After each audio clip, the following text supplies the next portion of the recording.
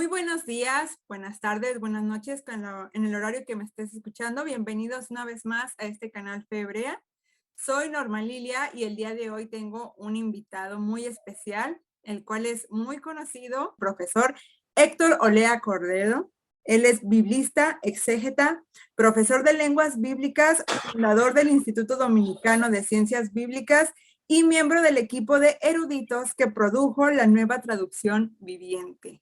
Bienvenido, profesor. Muchas gracias por aceptar esta invitación. Oh, bien. Muchas gracias a ti, Norma, por la invitación. Para mí es un placer, ¿verdad? Poder compartir de las cosas que uno vive trabajando y compartiendo en un espacio como este, ¿verdad? Que den la oportunidad a uno. Para mí siempre es un placer el que le den la oportunidad a uno para compartir, ¿verdad? De lo que uno vive haciendo y contribuir también a tu canal que está comprometido con la divulgación de aspectos y temas bíblicos de una perspectiva crítica. Digamos, como vamos a ver en el tema de hoy, se puede ser crítico, pero sin dejar de ser confesional. Y cada quien obviamente decidirá hasta qué punto es crítico, y eso lo veremos en el transcurso del tema que vamos a estar presentando en esta ocasión. Así que para mí es un placer. Gracias, profesor. Estoy muy honrada con su presencia. Y sí, efectivamente, audiencia, el día de hoy tenemos este tema que es si es compatible la fe con el estudio crítico de la Biblia. Cuando comenzamos este camino del estudio a profundidad de la Biblia, topamos, con las ciencias bíblicas. Y muchas personas aún desconocen de qué se trata este tema o de qué se tratan estas ciencias. Incluso hay quien dice que no puede ser científico porque es un texto religioso. Sin embargo, pues por eso tengo aquí al profesor para que nos oriente a todos. Profesor, ¿qué son las ciencias bíblicas? Sí, mire, vamos a poner una diapositiva, pero antes quería decir lo siguiente. Miren, el pensamiento teológico como tal, el pensamiento teológico, el discurso teológico es evidente que no es científico. O sea, la teología como tal no es ciencia, porque uno de los principales problemas para la reflexión teológica ser emitida como ciencia desde el punto de vista positivista es que no puede estudiar de manera directa a su objeto de estudio. Se supone, por ejemplo, que la antropología, las ciencias sociales, las ciencias naturales tienen formas, incluso, por ejemplo, la lingüística tiene un objeto de estudio concreto que es la lengua. Ahora, la teología no puede ser científico porque ¿en qué momento puede someter su objeto de estudio, que sería el Dios, por ejemplo, digamos, revelado en la historia, en la Biblia, qué sé yo, donde en qué momento lo puede someter a un laboratorio y estudiarlo, considerarlo? Entiéndase, ya sea a la manera de las ciencias sociales o a la manera de las ciencias, por ejemplo, naturales. Así que es un problema serio la cuestión del método del que dispone la teología para hacer un estudio de su objeto de estudio, que sería Dios en alguna forma. ¿Right?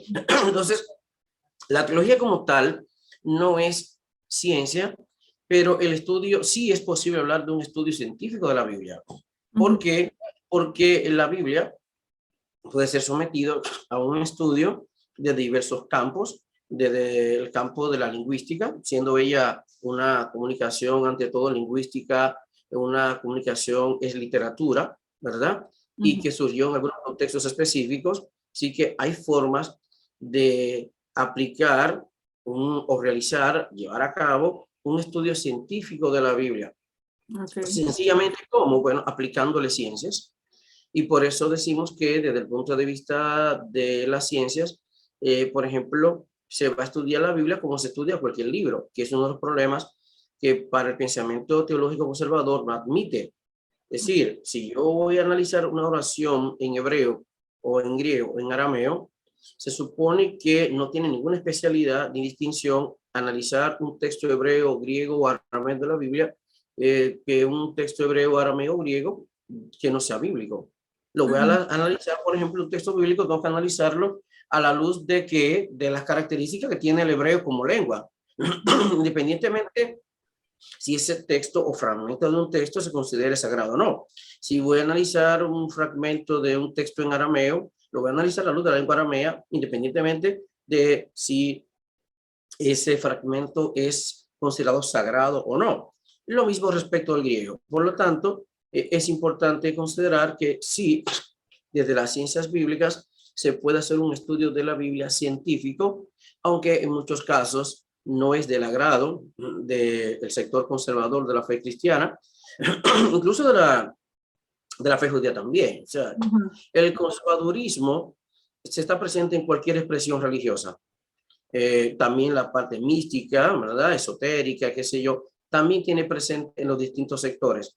Entonces, vamos a tratar de definir ahora qué son las ciencias bíblicas y además poner algunos ejemplos y definiciones básicas de alguna de ellas para, digamos, hacer el programa lo más pedagógico posible, ¿ok? Entonces, voy a compartir en pantalla, un momentito, voy a compartir estas diapositivas. Bien, espero que se esté visualizando, ¿verdad? Sí, la sí, diapositiva. Bien. Bien, miren. Perfecto. ¿Sí?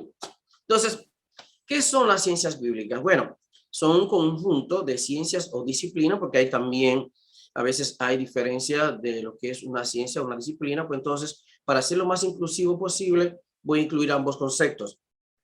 Ciencia o disciplina que estudian y analizan la Biblia en dos planos principales. Primer plano, con una comunicación lingüística, como literatura. Bueno, comunicación lingüística como literatura, entiéndase, escrita, ¿verdad? Sí. Es decir, nosotros, aunque se venden hoy audios de los textos bíblicos, en realidad, en su contexto, como nos ha llegado, la Biblia literatura es escrita. Nosotros leemos la Biblia, aunque repito, ya modernamente tenemos los recursos de audio, sin embargo, no podemos depender para una exégesis bíblica de un audio de un texto de la Biblia. Llámese hebreo, griego, arameo. Leemos Biblia, ¿ok? Ahora bien, entonces, es una comunicación lingüística. Tiene implicación entonces porque hay que considerar las lenguas bíblicas en ese sentido. Es literatura, ¿verdad? Eso implica que la Biblia es comunicación lingüística escrita, es arte y es literatura. Ok.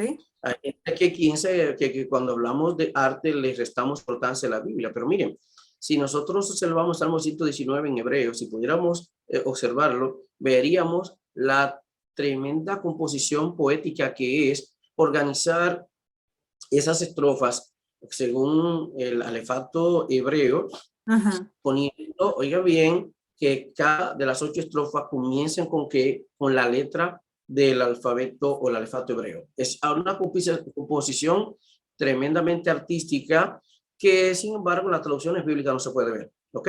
Entonces, hay arte no solamente en los cánticos, hay arte también en la narrativa. Es decir, muchas de las composiciones y narraciones de la Biblia son de alta capacidad narrativa y artística, ¿verdad? Entonces, también es arte y como dijimos, entonces como literatura, supone también que incluye géneros literarios, que incluye también figuras, metáforas, etcétera, y también que toda literatura, todo cuerpo literario surge en un determinado contexto específico. O sea, nunca la literatura surge de manera aérea en el espacio, sino en un determinado contexto histórico, sociopolítico, geográfico, religioso, etcétera.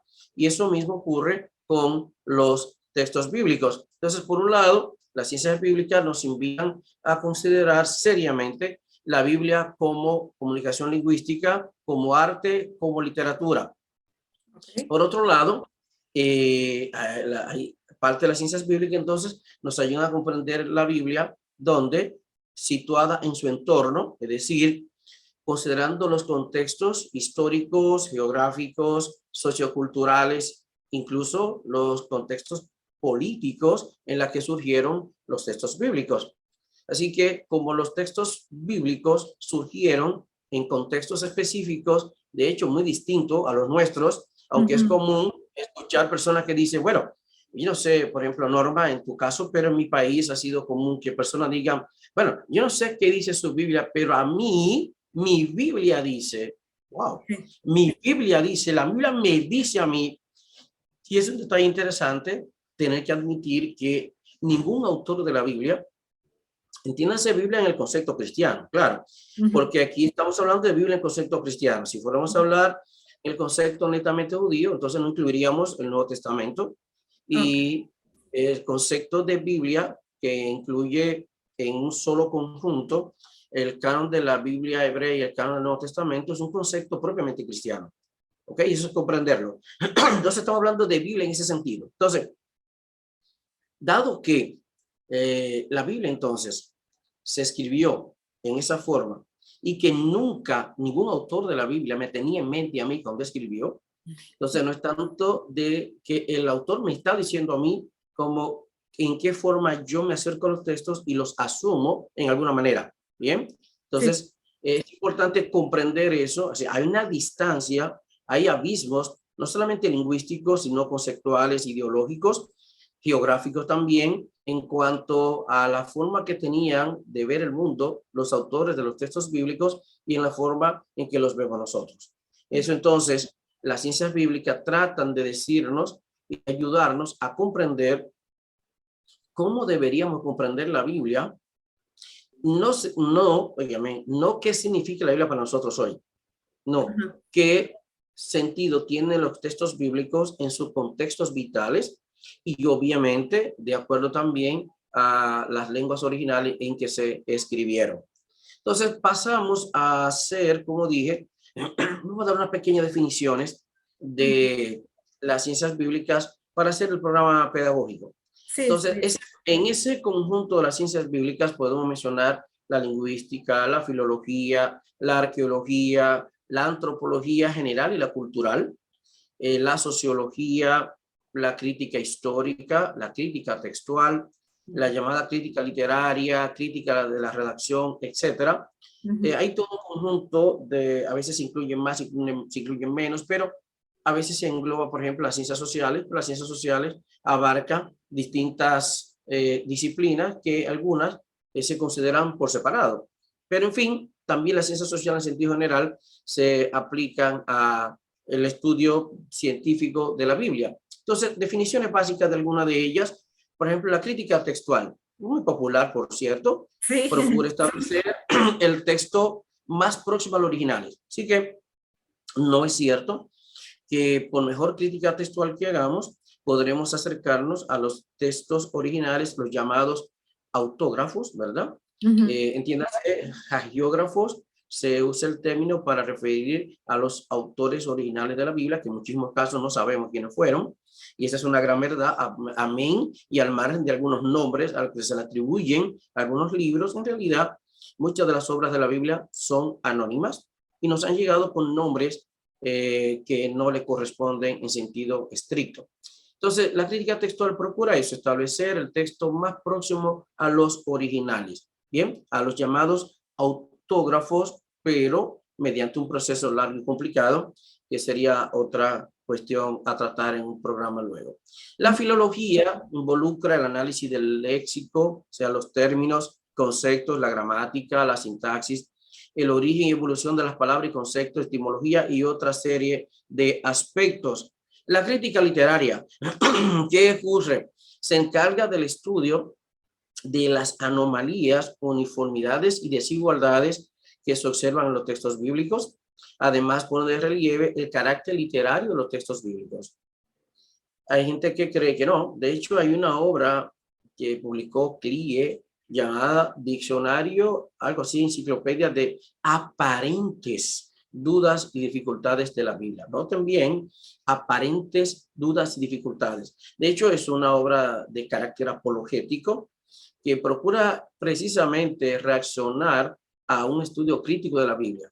Entonces, por eso le llaman aparentes contradicciones, cuando en realidad hay muchos casos no es posible conciliar algunas realidades que se mencionan en la Biblia. Entonces, no es que son aparentes, que son reales.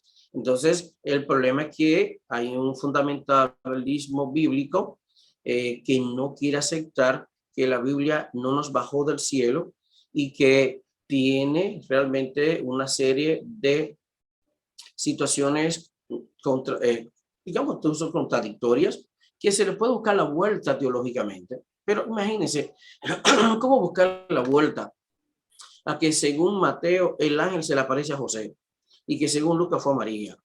Lo único que ellos coinciden es en decir que hubo un ángel que intervino en el relato. Ajá. Pero ninguno dice, oye bien, ninguno dice que fue que el ángel se le apareció a María y a José. No, para Lucas fue a María. Y para Mateo fue a José, punto. O sea, no hay forma de conciliar eso. Y así muchísimos ejemplos que pudiéramos mencionar de situaciones que no podemos conciliar por más inocente que sea nuestra visión de los textos bíblicos, ¿ok? Como por ejemplo, otro lado, perdón que me interrumpa, como también estaba precisamente viendo lo de David, que algunos le atribuyen la muerte a Elhanán y en otras partes está David y cómo se concilia allí. Exactamente, sí, sí. De momento construimos una figura idealizada de David, en la que incluso se le atribuyen acciones que no realizó, heroicas, ¿verdad? Porque luego en las crónicas tenemos un David que es pulido y nada de lo que suponemos que hizo David en el relato, según los Samuel y Reyes, entonces tenemos otro David. Obviamente, hay una intencionalidad ahí, ¿verdad? Redaccional, ¿por qué tenemos dos David? Si aparentemente algunos dicen, la Biblia no miente. Bueno, aquí hay un problema. No es posible que el David de Crónicas sea el mismo que David, por ejemplo, la llamada historia deuteronomista. O sea, no es posible que se narra en Samuel y Reyes. Entonces, por un lado, ¿cómo explicamos esto? ¿Cómo es el momento que, como decimos, se llevaron un David y trajeron otro? ¿Qué pasó aquí? Entonces, hay, obviamente, hay intereses redaccionales en una de limpiar la figura de David y en otra, aparentemente, como de perjudicarlo. Aparentemente, ¿verdad? En todo caso, sí, en todo caso, es interesante que en la narrativa que le dicen que fue considerado un hombre de Dios, luego ese es el mismo narrador que se encarga de poner de relieve muchísimos desaciertos de David. Y uno se pregunta, ¿qué pasó aquí? ¿Ok? Entonces, la crítica de las formas. La crítica de las formas se dedica al estudio de las formas en los géneros literarios empleados en la Biblia. Preguntas importantes, por ejemplo, que plantea la crítica de las formas son, ¿cuál es la estructura de la unidad? Párrafo, texto, perícopa. ¿Cuál es el género literario al que pertenece? ¿Cuál es la circunstancia particular a la que pertenece? Por ejemplo, su funeral, una boda, la coronación de un rey. O sea, es una simple alabanza de alguien que irrumpe por una experiencia grata, por ejemplo. Hasta qué punto esa alabanza no necesariamente está contextualizada en unos hechos propiamente históricos, sino que hay alguien que se inspira y dice cosas y la da por sentado, ¿ok? Entonces, ¿cuál es la intención del pasaje a la luz de lo que podemos ver en el propio contexto? Esa es la crítica de las formas. También tenemos la crítica de las tradiciones. Miren, es en realidad que muchas formas que nos han llegado ya por escrito tuvieron todos unos antecedentes en formas orales, preliterarias y a veces sueltas y finalmente llegando a conformar bloques mayores, incluso ya en la forma que lo recibimos en los libros de la Biblia. Entonces, ¿qué ocurre? El punto de partida, uno de los fundamentos o premisas principales de la crítica de la tradición es que el que escribe, por ejemplo, nosotros no partimos de cero. Bien, ningún conocimiento es desde cero. Obviamente, alguien comenzó alguna vez a darle adelante a un proyecto, pero después de ahí, nosotros formamos parte de ¿qué? De unas tradiciones que la vamos modificando, ampliando, reinterpretando, adecuando, etcétera, de acuerdo a la necesidad de quienes, de las comunidades que lo reciben y la consideran de importancia. Entonces, el interés de la crítica de la tradición es reconstruir hasta donde sea posible, ¿verdad? Por lo menos teóricamente, la historia de una unidad literaria a partir de su supuesto punto de partida, su desarrollo en la tradición oral hasta su aparición en la forma escrita y en su redacción final. Okay. Nosotros, si analizamos muchos textos, vamos a ver que a veces tenemos informes un tanto contradictorios, porque aunque en la forma escrita nos llega más de una versión, aparentemente hubo un punto, un núcleo, ¿verdad? Que tuvo una etapa oral, y ya tradición que se fue repitiendo, modificando, y a veces tenemos una versión por un lado y las dos versiones están en la Biblia, ¿ok? Entonces, la crítica o historia de las tradiciones es una de las ciencias bíblicas, uno de los procedimientos. Y aquí quiero, obviamente, hacer justicia al mencionar que tuve mucho en cuenta una obra muy conocida que se llama Métodos Exegéticos, donde trabajaron muy buenos biblistas argentinos y fue publicada por ICEDER. Entonces, esta obra llamada Métodos Exegéticos es una buena obra que la recomiendo para las que quieran, aunque es escrito de una perspectiva obviamente confesional. Sin embargo, es crítica muy buena y a pesar de los años que tiene, esa obra es todavía muy actual y sería genial que se pudiera utilizar obras como esa para proyectar en seminarios donde se forman líderes para estudiar la Biblia, se puede utilizar una obra como esta y otras que hay en el mercado. Esta finalmente la crítica o historia de la redacción se preocupa por descubrir las perspectivas teológicas, las inclinaciones literarias y los motivos por los cuales un autor bíblico escribió lo que conocemos como libro. Okay. ¿Cuáles fueron las motivaciones? Pero también por qué presenta las cosas como las presenta. Interesante, por ejemplo, que si vamos a ver un ejemplo de Pablo y Hechos. Interesante que Pablo se da a conocer como apóstol y aparentemente el autor de Hechos se resiste un poco a considerarlo apóstol, ¿verdad? O sea, no se concibe entre los 12, pero él sí se concibió que era apóstol y luego incluso tuvo que defender a veces con mucha energía su apostolado. Pero interesante que el autor de Hechos, que pretende presentar un esquema quizás muy homogéneo y donde las cosas estaban como muy bien, muy bonitas en la historia de la fe cristiana en los principios del movimiento seguidor de Jesús. Interesante que parece desconocer la obra misionera de Pablo, pero no su obra literaria. ¿Qué pasó ahí? ¿Qué intereses hubo ahí de que en Hechos sobresale el Pablo misionero, pero no se dice nada de Pablo el autor? Pablo el escritor, exactamente. Ahora, finalmente está también, no podemos mencionar este detalle, el análisis sociopolítico.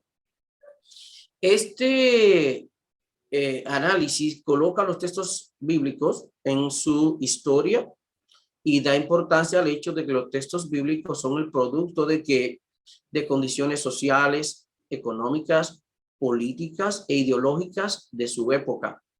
Permite reconstruir parte de esas condiciones y al mismo tiempo posibilita comprender los textos como expresión de esas. Por ejemplo, el libro de Jueces, interesante ver que se repite la máxima de que estas cosas ocurrían porque no había rey en Israel. Okay. Se nota que hay aquí el autor o el redactor final de esta obra era un defensor de la monarquía. Y lo que está, a pesar de que nosotros a veces, desde el punto de vista religioso, leemos con mucha emoción las historias y leyendas y acciones heroicas de estos llamados jueces, ¿verdad? Sansón, Gedeón, Sara, etcétera, Débora. ¿Qué ocurre al final? Es interesante que para él nada de esto competía con el orden que se suponía y las condiciones de vida y de estabilidad sociopolítica, económica, etcétera, que se esperaría en los tiempos de una monarquía. Entonces, todo esto ocurría porque no había rey en Israel. Y él lo repite más de una vez. Entonces, ¿cómo es posible ignorar que hay detrás de los textos bíblicos unas también perspectivas sociopolíticas que hay que considerar, ¿verdad? El análisis, entonces, sociológico de los textos bíblicos permite considerar ese tipo de factores que están envueltos y que se ponen de manifiesto en los textos bíblicos. Por ejemplo, Decio Sánchez Cetina, en un librito que pequeño, pero a ver si lo tengo aquí, quizás algunos de ustedes lo conocen. Este libro se llama ¿Qué es la Biblia? Respuestas desde las ciencias bíblicas, precisamente. Respuestas desde las ciencias bíblicas. Dice Decio lo siguiente: en el acercamiento sociológico se considera que todo conocimiento está socialmente condicionado y responde de manera natural a perspectivas moldeadas por su contexto social. Entonces, en esta misma línea está una corriente de exégesis llamada exégesis de los cuatro lados, que, parecido al análisis sociológico, va en la misma línea. Depende mucho de las llamadas ciencias sociales como herramienta exegética y, como dije, ya ha sido desarrollada por biblistas especialmente brasileños. Y este tipo de exégesis analiza el texto a la luz de sus componentes económicos. Por ejemplo, ¿qué práctica económica supone o cuestiona? Políticos, por ejemplo, ¿qué fuerza y manejo de poder representa o critica? Por ejemplo, ya vimos jueces defendiendo la monarquía, pero al final la historia demuestra que, por lo menos desde la relectura y la narrativa teológica que tenemos, para la Biblia hebrea, el sacerdocio fracasó. Fracasaron los jueces y fracasaron también los reyes, y de los profetas ni se diga. Entonces, cuando analizamos la historia por ejemplo, la tradición hebrea, notamos entonces que desde el punto de vista sociopolítico, ¿verdad? A veces hubo problemas serios entre profetas y reyes. A veces hubo componendas y a veces, obviamente, la vida de ciertos profetas fue confrontada por el monarca, que no lo veía bien. Tuvimos sacerdotes que también se compusieron solamente con las fuerzas políticas, digamos, legítimas, sino también que entraron en componendas con a veces el poder extranjero y se beneficiaron del mismo. Entonces, en realidad, el análisis sociopolítico trata de considerar todos esos factores, viendo qué luces o qué pistas podemos sacar de ahí para, digamos, cuestionar también nuestro propio contexto sociocultural. ¿Ok?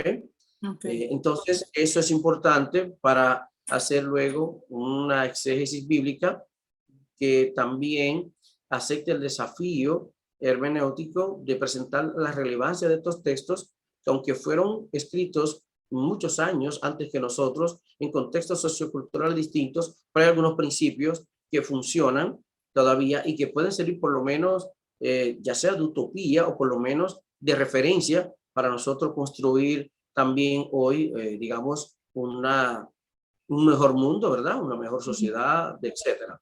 Por ejemplo, interesante que si bien se consideraba que la mujer era propiedad del varón en los ambientes en los que surgieron la Biblia, es interesante que en la redacción, por ejemplo, del 10º mandamiento, en Éxodo, se coloca primero a la casa: no codiciarás la casa de tu prójimo, ni nada, y comienza a su asno, etcétera. Pero luego en Deuteronomio se coloca primero la mujer. Interesante. Eso quizás no tenga muchas implicaciones, ni necesita demasiado tampoco, para pretender haber un autor aquí comprometido en ese propio contexto patriarcal, digamos, de avanzada, y comprometido con una revaloración del papel de la mujer y su relación con relación al varón. Pero sí llama la atención que hay una diferencia aquí en colocar a la mujer en primer lugar. Sí. Sea por darle más valor a la mujer y ponerla por encima de todas las cosas que podía tener el varón, o bien porque el varón lo escribió y quizás que quisiera que fuera lo que en principio ningún hombre se debiera atentar contra él, ¿verdad? Su mujer, ¿ok? Pero bien, de todos modos, eso se ha tomado como pistas, algunos, para ver aquí una especie de crítica desde una perspectiva social, aunque en realidad cuando vemos fuera de ahí, incluso a la hora de redactar, por ejemplo, el mandamiento de honra a tu padre y a tu madre, no se dice honra a tu madre y a tu padre. En ambas versiones se dice honra a tu padre y luego a tu madre. Bien, entonces eso también tiene que ver con la forma de que se veía la mujer y la relación de ella con el varón en sentido general, porque cada vez que, en cada binomio que se mencionaba hombre-mujer, la mujer no iba adelante. ¿Ok? Era honra tu padre, tu madre, hermanos y hermanas, esclavo o esclava. Esa era la idea, ¿ok? Entonces, la exégesis del otro lado trata de ver entonces cuáles prácticas sociales, qué lucha puede haber ahí, por ejemplo, de qué clase social viene el texto, cómo expresa las luchas, tensiones sociales de su propio tiempo, también ideológicas, claro, cuáles eran las ideas dominantes, ¿verdad? ¿Las refleja el texto o las cuestiona? Por ejemplo, en el caso de Samuel, hemos promocionado muchos años, por mucho tiempo, Samuel, un hijo pedido a Dios. Perfecto, bien. Pero lo que muchos le sacan el cuerpo, la reflexión teológica tradicional, le saca el cuerpo al hecho de que Dios interviene en un ambiente donde la poligamia no era ilegítima y Dios interviene para hacer justicia. Y en realidad Samuel no solamente es un hijo pedido a Dios, es dado por Dios en un contexto polígamo, en la que incluso termina el texto, Ana la gracia de Dios, y el texto no cuestiona para nada que la práctica de la poligamia. Bien, pero habrá forma, la teología tiene forma de resaltar la figura de Samuel y sacarle el cuerpo al tema de la poligamia que está ahí y que a la luz del relato no se cuestiona. Y obviamente no podía cuestionarlo. Pero a la hora de nosotros asumir esos textos, ya la teología tiene el problema de qué va a hacer con estas realidades, que el autor bíblico lo muestra con una naturalidad sorprendente porque él era hijo de su tiempo. ¿Bien? Sí. Entonces, otra idea en esta línea con las ciencias bíblicas tiene que ver con que hay dos tipos de acercamiento, digamos dos tipos de trabajar con las ciencias bíblicas. Por un lado, tenemos el confesional. O sea, de hecho, esta obra de Edesio es una obra, ustedes saben también que las Sociedades Bíblicas Unidas viene por décadas, más de 4 décadas, trabajando y promocionando en diversos países talleres de ciencias bíblicas. Creo que seguro, Norma, ¿te enteraste? De México supongo que lo hicieron. En mi país lo hacían, últimamente ya no lo están haciendo, pero de hecho las sociedades bíblicas, teniendo a Edesio Sánchez y Plutarco Bonilla como editores, promovieron hace ya muchos años, hablando más de 20 años, estaban promoviendo luego se llegó a un tercer nivel, tercera publicación, Descubre la Biblia, Manual de Ciencias Bíblicas. ¿Lo conoces? No, yo no he escuchado eso, fíjese. De la Sociedad Bíblicas Unidas.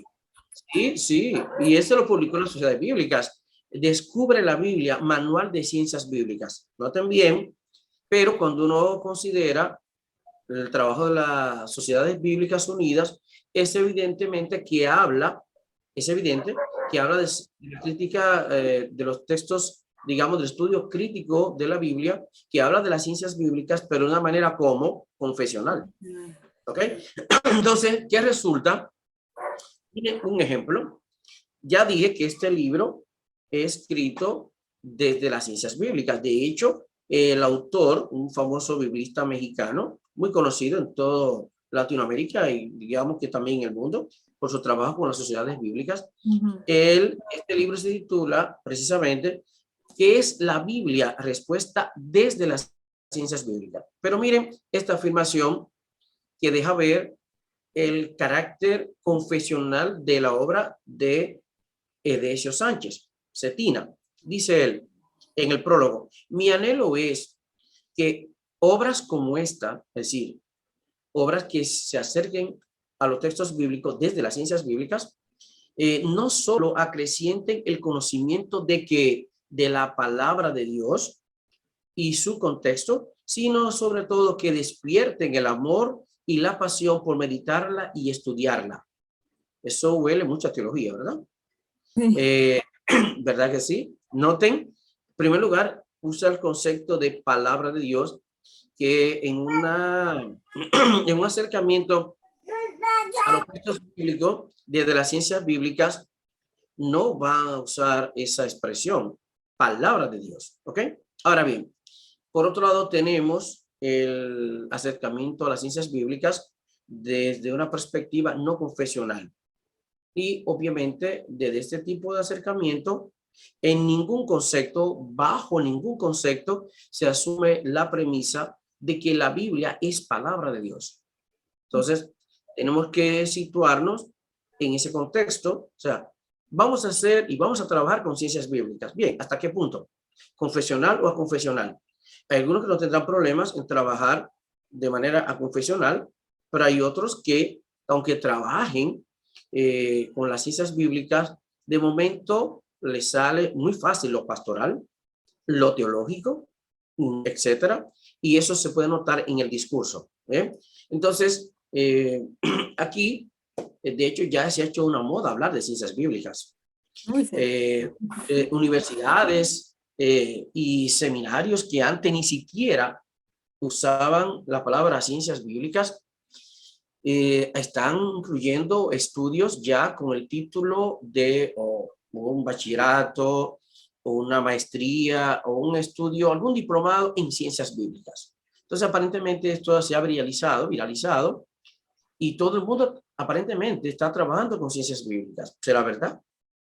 No, me parece que no lo trabajaremos todos al mismo nivel, ni al punto de ser críticos al mismo nivel. Pero de pronto, lo digo, se ha hecho demasiado popular el que estemos dando talleres de ciencias bíblicas, de que estamos dando en un seminario ciencias bíblicas. De hecho, un caso interesante es que en la medida en que se ha ido avanzando con el estudio científico de la Biblia, ya supe de un caso en la que no quieren hablar de teología bíblica o lo que sería teología exegética, sino teología científica, como resultado y producto de un acercamiento crítico y científico a los textos bíblicos. ¿Hasta qué punto será posible? Bueno, yo no sé, pero ya fíjense que incluso la terminología de hablar de teología, no como solamente de teología bíblica o teología exegética, se está hablando ya incluso de una teología científica. ¿Qué beneficio nos puede traer como creyentes en el ámbito confesional estudiar ciencias bíblicas, profesor? Porque me he topado con personas que dicen que no, pues no te sirve de mucho porque no te ayuda con tu relación con Dios. Sí, sí.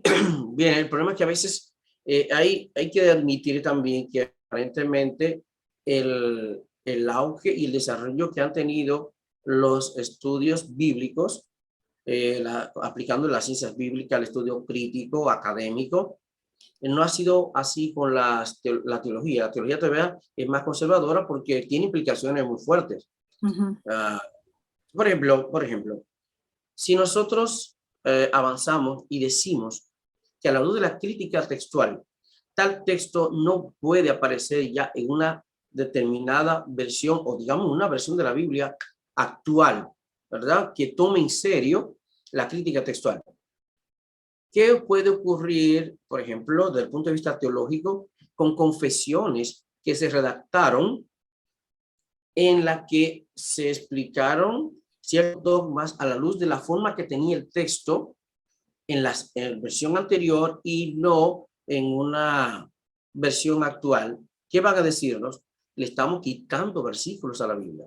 Y eso le quitaría sustento a una confesión de fe que, repito, redactó unos dogmas, unas confesiones con una forma del texto que ahí no la asumimos. Se viene, por ejemplo, también planteando que en Génesis 1.1 debería la forma para asumirse como un infinitivo constructo, pero ciertamente no es un tema de crítica textual, pero es una idea que se viene promoviendo ya desde el siglo XII, por ejemplo. ¿Habrá alguna versión de la Biblia un día que se atreva a traducir Génesis 1.1 distinto a como lo testimonia el texto masorético, incluso la versión autorizada del Targum, autorizado para el judaísmo rabínico, incluso de manera distinta como lo tiene la versión griega? Ya será una decisión crucial. Tenemos textos como, por ejemplo, de que este género no sale con ayuno, sino con ayuno. Entonces se critican versiones que se han atrevido a trabajar seriamente con la crítica textual y decir ya que ese texto no está. Entonces tú tienes un problema ahora con una tradición religiosa que viene por muchos años dándole importancia al ayuno. Entonces aquí tenemos un problema serio en la que cuando aparentemente la exégesis no traiciona y nos deja sin nada, apelamos a la tradición. Como me dijo una vez una persona, le estaba dando una charla y cuando planteamos que probablemente algunos relatos que muy legendarios en la Biblia hebrea no fueron como se planteaban, ella decía que no importaba lo que yo dijera, el Dios que ella le cree es capaz de hacer eso y más. Entonces, imagínense, o sea, uno está tratando de trabajar el tema desde una perspectiva de las ciencias bíblicas y ella se arrincona y se protege ¿con qué? Con una confesión. ¿Cuál? Al Dios que yo le sirvo es capaz de hacer eso y más. ¿Bueno? No hay problema. No, con eso yo no puedo. No voy a discutir eso. Ahora bien, ¿qué beneficio le pueden proporcionar, digamos, a un creyente el estudio de la Biblia? Entienda, sigo insistiendo, ¿verdad? Biblia en concepto cristiano, desde las ciencias bíblicas. Bueno, yo digo, para ser honesto, como me gusta hacer siempre, digo que depende. Hay un sector de las distintas tradiciones teológicas y confesionales, digamos, conocidas generalmente como conservadoras, fundamentalistas, que entienden que en realidad no aportan nada y que más bien las ciencias bíblicas tienden a desnaturalizar la Biblia como libro sagrado, como revelación de Dios. Entonces, ¿proporcionan algo? Bueno, depende, ¿verdad? Nosotros podemos decir que sí, para nosotros sí, pero para un sector que de hecho critica cualquier proyecto de traducción bíblica que traduzca ciertos textos de manera distinta a como lo ha entendido su teología generalmente, imagínense, no es verdad que va a asumir que ciertas narrativas no son o no ocurrieron como se plantean los textos bíblicos o como, y que incluso ni siquiera tuvieron lugar. Imagínense. Entonces, por otro lado, hay que admitir también que hay un sector del cristianismo, digamos, cristianismo general, católico, evangélico, que ve positivamente e incluso demanda que la reflexión teológica tome en serio el aporte de las ciencias bíblicas, incluso de la ciencia en sentido general, como de la razón. Por ejemplo, quiero citar algunas palabras muy interesantes de un teólogo católico que no está hablando propiamente de ciencias bíblicas, en verdad no, sin embargo, en una obra titulada La teología latinoamericana y europea, y giraba en torno al tema de la liberación, él hace unas reflexiones muy interesantes que la traigo a colación y es como si estuviera hablando de ciencias bíblicas. Dice él, ni la fe ni la teología deben tener miedo a la verdad de la razón y de la ciencia. Y uno se pregunta, ¿será verdad que hay gente que cree en eso? Hay gente que no. O sea, pero sí, estoy presentando un ejemplo de cómo desde un ambiente católico un teólogo muy connotado, está planteando que ni la fe ni la teología deberían tenerle miedo a la verdad de la razón y de la ciencia. Y recuerden que las ciencias bíblicas son una aplicación de ciencias al estudio de la Biblia, que no es la manipulación de la ciencia para poner al servicio de la Biblia, que es distinto. O sea, como a veces se presenta, no, es cómo se estudia la Biblia a la luz de la ciencia y lo que salga de ahí es lo que recibimos. Ahora bien, dice él también, la teología no debe escandalizar, o noten eso, la teología no debe escandalizar a los fieles de buena voluntad, proponiéndoles abruptamente planteamientos para lo que aún no están preparados. Claro, uno se pregunta, ¿por qué no están preparados? Mire, resulta y viene a ser que si tú no pudieras hacer un sondeo, un diálogo, un experimento social con las comunidades cristianas, eclesiales, se pelean, por ejemplo, en el ámbito protestante evangélico, por una Biblia de 66 libros.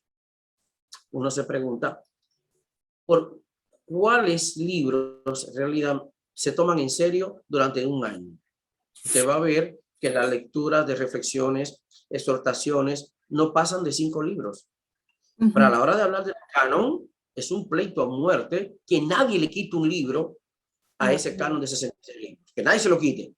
Pero en la práctica, yo recuerdo que hace unos años a mí me invitaron a dar una ponencia sobre Biblia en una congregación y yo toqué algunos textos bíblicos y una persona se acercó a mí cuando terminó la actividad y me decía que ella tenía como 9 años ahí y nunca había escuchado hablar de estos textos. En realidad, ¿cuáles son los libros que se utilizan para las reflexiones semanales, las llamadas escuelas bíblicas, etcétera? A veces no pasan de 2 o 3 libros. O la manera en que lo enfocan también es incompleta, por lo tanto se estudia mucho libros de la Biblia, pero se le pasa por encima ciertas realidades. A veces porque obviamente hay narrativas y aspectos que le causan obstáculos y problemas serios a la reflexión tradicional teológica. ¿Ok? Ahora, dice él, pero tampoco debe, bajo capa de prudencia, ocultar indefinidamente la verdad a la que los cristianos tienen derecho, ni retrasar indebidamente la preparación de la comunidad cristiana para que reciba serenamente y sin escándalos dichos planteamientos. Es decir, por un lado, él dice, mira, no debemos tampoco abruptamente plantearle ciertas cosas que la gente no lo va a poder comprender y puede hacerle más daño que bien.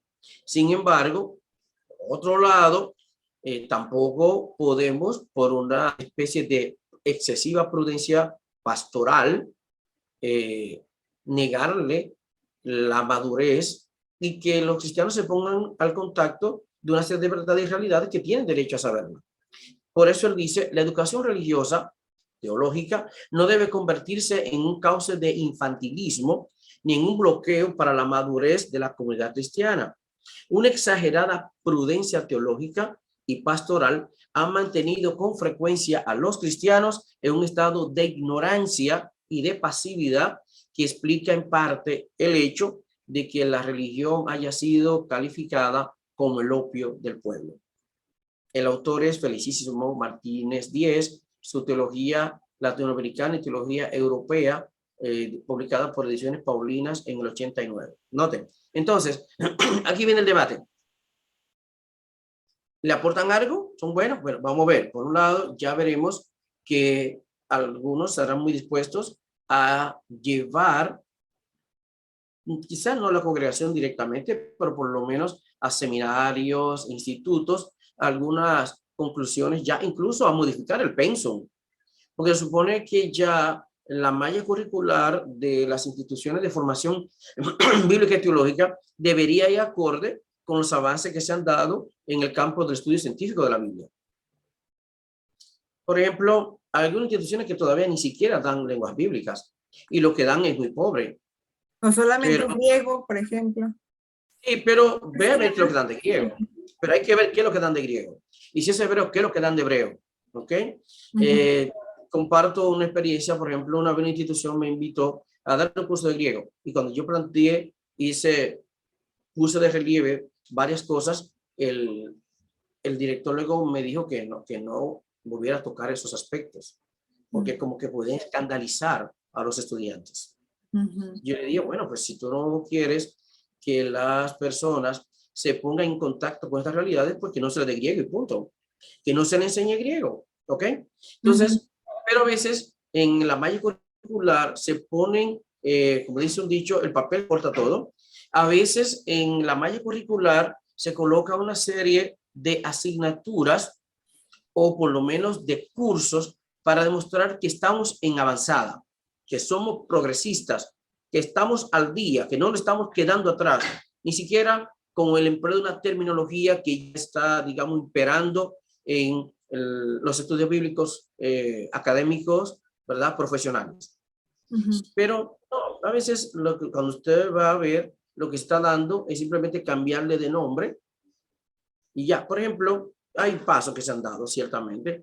Es importante que ya se ha comenzado a hablar en algunas obras, por ejemplo, en lugar de decir introducción al Antiguo Testamento, introducción a la Biblia hebrea, que es un paso. O sea, al paso vamos dando, y incluso publicada por personas que son críticas, pero no tan críticas, y ya se está asumiendo que no es justo, a la luz de las ciencias bíblicas, hablar de un Antiguo Testamento, ni siquiera de un Primer Testamento, o como otros le llaman, primer pacto. No, sencillamente Biblia hebrea, para por lo menos hablar de un punto de vista académico, o bien el Tanaj, aunque quizás sea muy judío para algunos esa expresión, pero por lo menos Biblia hebrea, ¿ok? Biblia hebrea. Ahora, ¿qué hacemos con el Nuevo Testamento?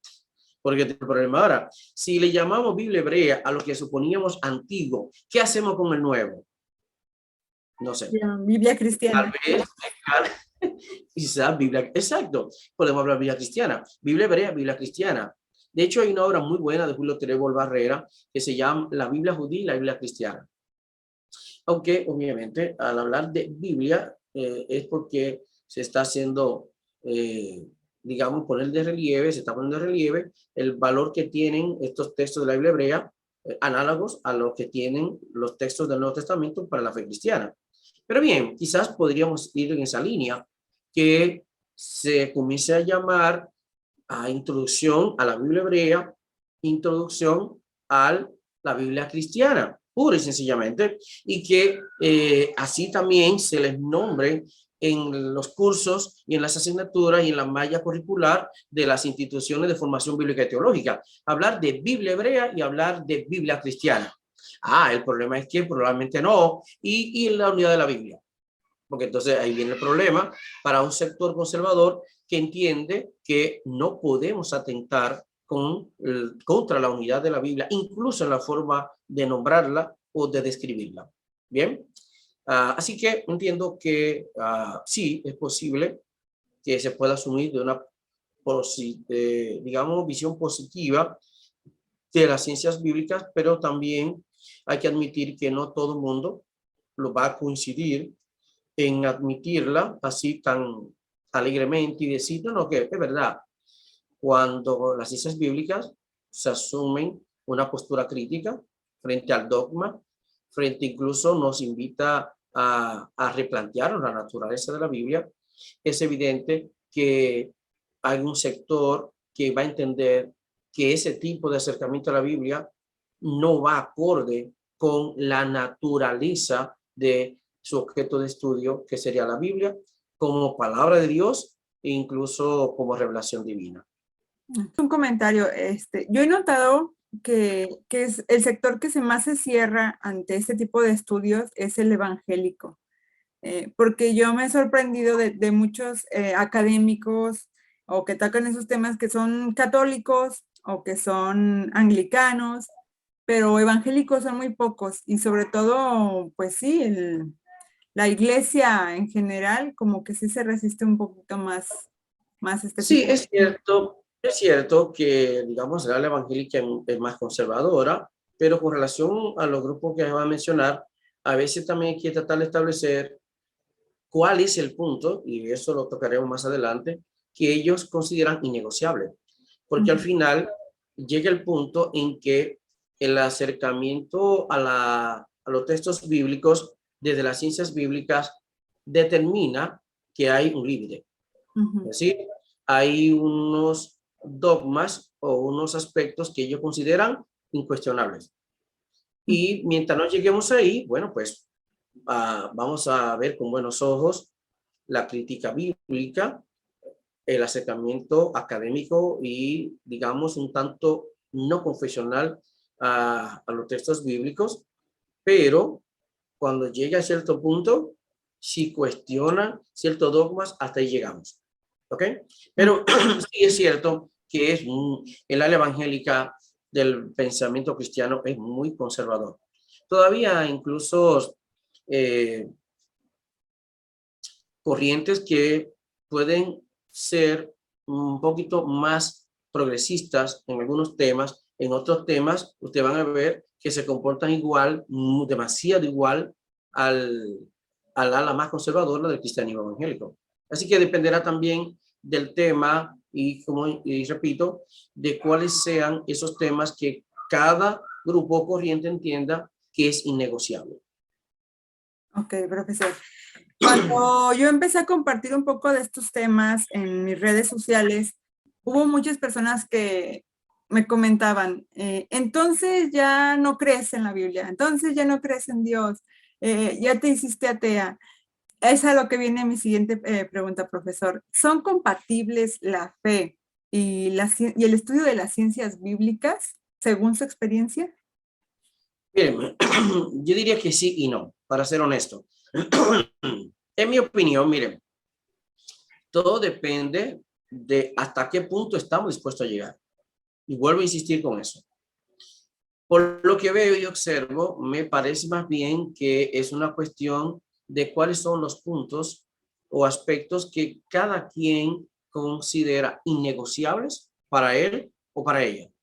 Y hasta que no lleguemos ahí, pues digamos que vamos en el tren del progresismo teológico en el enfoque desde las ciencias bíblicas, pero, vuelvo y digo, hay personas, por ejemplo, que no tienen problemas en apreciar y promover los aportes de la crítica textual, por ejemplo, para la exégesis bíblica. Sin embargo, no están dispuestas a admitir la no historicidad de algunos relatos, personajes y eventos mencionados en la Biblia. Así que, si bien es cierto que por un lado se pueden comprometer con por lo menos algunos de los métodos que conforman las ciencias bíblicas, como la crítica textual, yo conozco personas conservadoras que, por un lado, dicen, bueno, pues esta persona está muy comprometida con las ciencias bíblicas. No, crítica textual nada más. Cuando tenemos que hablar de géneros literarios, crítica de la redacción, de la tradición, ya no.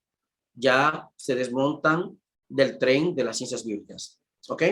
Entonces, una de las preguntas es, si las cosas no son en realidad, si las cosas no fueron nunca como se plantean en la Biblia, ¿con qué nos quedamos? Entonces, ahí viene el problema. Al final, ¿con qué me quedo? Porque si es como una mesa, ¿verdad? De 4 patas. Si tú, mediante la arqueología, el análisis literario, el análisis lingüístico, el análisis histórico, de momento le has quitado 3 patas a la mesa. Entonces viene la pregunta, ¿cómo estoy seguro de que la única que le queda tiene un verdadero fundamento? Cuando viene a ver, esa tampoco. Entonces, ¿con qué me quedo? Y ahí viene el llamado miedo a la libertad, miedo a descubrir que probablemente algunas cosas nunca fueron. Entonces, la gente tiende a cegarse y a no ponerse en contacto con ciertas lecturas porque le están diciendo, es que nos estamos quedando sin nada, con sí mismo. Te volviste ateo, te volviste atea. Ya no crees en la Biblia. Bueno, porque creer en la Biblia es tener la noción de Biblia que ellos tienen, ¿verdad? Una Biblia que bajó del cielo, ¿verdad? Que no tiene que ver nada con los contextos históricos en que surgieron. Sin embargo, si menciona algo que existía aparentemente en el contexto, eso sí es cierto. Es decir, sí, porque lo interesante es que cuando hablamos de la Biblia en su contexto histórico, no se asume como el contexto histórico, sociopolítico, sociocultural, etcétera, está marcando los textos bíblicos, incluso con las llamadas formas literarias que ellos tenían en su tiempo. No, se apela es como para tratar de demostrar que la Biblia, como surgió en unos contextos históricos específicos, todo lo que ella dice que es histórico. Y si la Biblia dice que eso fue así porque la Biblia lo dice.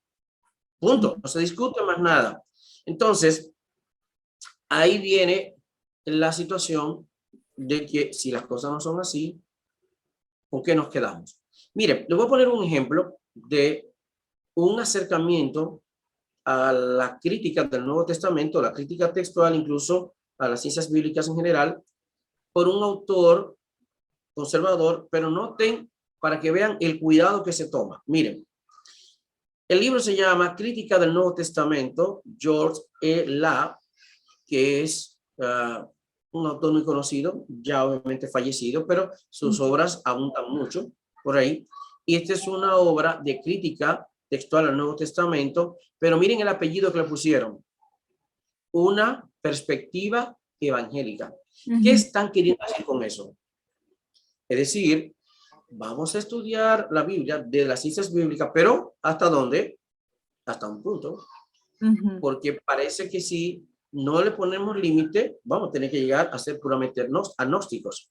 Entonces, para evitar ahí, hay que conservar por lo menos algún dogma. Miren aquí entonces, la contraportada. Dice en la contraportada, el autor comienza crítica del Nuevo Testamento con el desarrollo de su presupuesto fundamental. Noten, ¿cuál es? La Biblia es la palabra de Dios. Presupuesto fundamental. Eso significa que para el autor de esta obra y la corriente que le representa, la corriente evangélica, sí, vamos a hablar de ciencias bíblicas, vamos a hablar de crítica bíblica, pero ¿hasta dónde? Hasta un punto. No afirmes nada que dé idea o sugiera que tú estás poniendo bajo cuestionamiento que la Biblia es la palabra de Dios. Dime todo lo que tú quieras, pero no te atrevas a afirmar o a negar que la Biblia no es la palabra de Dios. Ya, ¿ok? Entonces, miren aquí. Dice él, la pregunta que podemos hacer es, ¿queda un lugar válido para la crítica bíblica? Desde una perspectiva definidamente evangélica, George L. Lapp desarrolla en los diferentes capítulos las contribuciones y las debilidades de las diferentes clases de estudios críticos, textual, lingüístico, literario, histórico, de las formas y de las religiones comparadas. Noten debilidades. Eso es una reacción desde el punto de vista que conservador y teológico. Ver debilidades. Claro, toda ciencia es falible, por supuesto que sí. Pero la crítica que es porque se está haciendo desde el punto de vista conservador. Noten que ya el presupuesto de esta obra que se titula Crítica del Nuevo Testamento, al mismo tiempo pone una especie de camisa de fuerza de punto innegociable. ¿Cuál? Que la Biblia es la palabra de Dios. Y por supuesto, tiene que tener implicaciones para qué, para la manera en que se concibe la Biblia y la manera en que se concibe el supuesto aporte positivo o negativo de las ciencias bíblicas hacia la reflexión teológica, hacia la piedad o religiosidad, espiritualidad personal de cada quien, incluso institucional.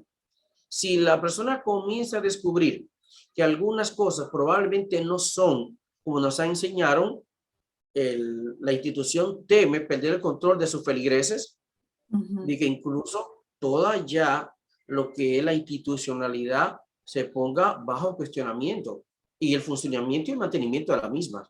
¿Ok? Entonces, ciertamente, pongo estos ejemplos para que vean que aunque muchos digan de manera no, todo es positivo, no afecta. No, hay un sector que no lo ve así y yo creo que debemos ser honestos para plantear estas cosas entendiendo que esa es la realidad. Que para algunas personas tal vez no lo haya afectado o no se atrevan a confesarlo, está bien, pero no todo el mundo va a ser impactado en la misma manera por los descubrimientos y las afirmaciones que se hagan de la Biblia desde las ciencias bíblicas. Y sí, o sea, de hecho yo he comentado también aquí en el canal y en la página que yo yo soy creyente, perdón, no dejó de ser traumático, y aún algunas cosas son así como que difíciles de digerir, que he ido aprendiendo. Pero sí, yo me he dado cuenta que otras personas a las que les he compartido, pues sí, definitivamente, no es cierto, y cierran la puerta, porque sí, son cosas súper difíciles a veces de claro, digerir. Tienen impacto, sí, claro que sí, yo sé que sí. Una persona me dijo una vez, cuando me preguntó sobre un tema de escatología, yo no me gusta hablar mucho de escatología. Yo le dije, bueno, mire, en mi entender, en el tema famoso de la gran tribulación, yo creo que el dispensacionalismo está equivocado, y ella me dijo, bueno, entonces, si voy a pasar por la gran tribulación, ¿para qué me convertí? ¿Para qué me hice cristiana? ¿Para qué me hice cristiana? Si al final voy a terminar donde vine a este refugio para escapar de eso, y al final usted me está diciendo a mí que como quiera voy a tener que enfrentarme a eso. No, profesor. Y fue terrible para ella. Pero bien, creo que al paso también la gente puede ir asimilando eso, teniendo paciencia también, claro, hay que tener paciencia. Aunque yo insisto, no podremos controlar la manera en que ha de impactar a algunas personas el escuchar ciertos planteamientos críticos, legítimos, pero desde las ciencias bíblicas, donde no hay ninguna preocupación pastoral y no hay ninguna preocupación por proteger a nadie ni a nada. Bien, entonces yo comprendo que para algunos puede ser bastante difícil, por lo menos al principio, y algunos quizá más lo superen. Así es. Y esto va ligado también con la siguiente pregunta, profesor, que es ¿cuál es el principal desafío que las ciencias bíblicas traen a la fe o a la concepción teológica del creyente judeocristiano? Sí, mira, para mí, tal vez el mayor desafío que le presentan las ciencias bíblicas a la fe, al discurso teológico, a la piedad devocional, ¿verdad? Al acercamiento puramente confesional a los textos bíblicos, yo creo que es que obliga a replantearse, la obliga a replantearse una serie de, digamos, una seria revisión de la formulación y sustentación de algunos de sus principales dogmas, incluso reconsiderar la naturaleza de la Biblia misma y el papel que esta está llamada a desempeñar en la reflexión teológica. O sea, yo creo que ese es un gran desafío, tener que admitir que nos pasamos tantos años diciendo esto y ahora descubro que no es así. ¿Qué voy a hacer? Algunas personas no lo van a admitir, o sea, va a ser terrible. Sí. Y reformular incluso el concepto de Biblia que él tenía va a ser terrible. Entonces, yo creo que tal vez puede ser el principal desafío. Por ejemplo, voy a citar unas palabras que para algunos pueden ser muy duras de un famoso, muy conocido exegeta y biblista de la Biblia hebrea, Walter Brueggemann. Él dice lo siguiente en su obra Teología del Antiguo Testamento. Dice así: a mi entender, es obvio que el Antiguo Testamento no es testigo de Jesucristo en ningún sentido primario ni directo, a menos que se esté dispuesto a sacrificar más de lo creíble en el texto. Página 124. Pero, dice él, además, en páginas siguientes asumiré e insistiré en que el Antiguo Testamento, incluso el Antiguo Testamento como documento cristiano confesional, se ha asumido por los cristianos como un documento confesional, no apunta a Jesucristo de forma estricta ni resuelta. Página 126. Pero sigue. Luego, en relación a la común forma de interpretar la Biblia hebrea o el Antiguo Testamento, es decir, en relación al Nuevo Testamento o yendo desde el Nuevo al a la Biblia hebrea con las premisas teológicas y cristológicas del Nuevo Testamento o la Biblia cristiana a la Biblia hebrea, entonces él plantea lo siguiente. Cualquier interpretación seria del Antiguo Testamento, de la Biblia hebrea, oigan, él usa ese calificativo, cualquier interpretación seria de la Biblia hebrea del Antiguo Testamento debe sentirse incómoda con ese procedimiento, es decir, interpretar la Biblia hebrea con las categorías, digamos, del Nuevo Testamento, de la Biblia cristiana, con una perspectiva puramente cristológica, que es la base de todos los textos del Nuevo Testamento. Dice él, porque es obvio que el Antiguo Testamento no apunta ni obvia, ni limpia, ni directamente hacia Jesús o hacia el Nuevo Testamento. Página 768. Ahora, la pregunta viene, ¿cuántas personas cristianas estarían dispuestas a admitir eso? Es difícil, ¿verdad? Porque ya tenemos una idea incluso de que la Biblia hebrea es la sombra y el Nuevo Testamento es la luz, de que uno es el tipo y el otro es el antitipo, de que los autores del Nuevo Testamento apuntando hacia el Nuevo, cuando en realidad es más bien que los autores del Nuevo Testamento apelaron ¿a quién? A los textos de la Biblia hebrea, aunque obviamente reinterpretando, la verdad, y en muchos casos a través de la versión griega. Entonces, uno se pregunta, ¿cuántos cristianos están dispuestos a admitir que la Biblia hebrea es un documento confesional judío y que no es posible, como incluso hay una obra que trata de una cristología en el Antiguo Testamento? Pero ¿cómo es posible hablar de cristología en el Antiguo Testamento? Bueno, está fuerte eso, pero sí hay una obra que anda en el mercado para que trata de hacer cristología en la Biblia hebrea. Y hay otra que por lo menos un poquito más ecuánime, pero habla de un sentido cristiano de la Biblia hebrea o el Antiguo Testamento, un famoso rito católico, pero tal vez deberíamos ser más honestos y decir que no es tanto que los textos de la Biblia hebrea o que los autores de la Biblia hebrea apuntaban hacia el nuevo, como que los autores nuevos han apelado a los textos de la Biblia hebrea, lo han reinterpretado y los releyeron, ¿verdad?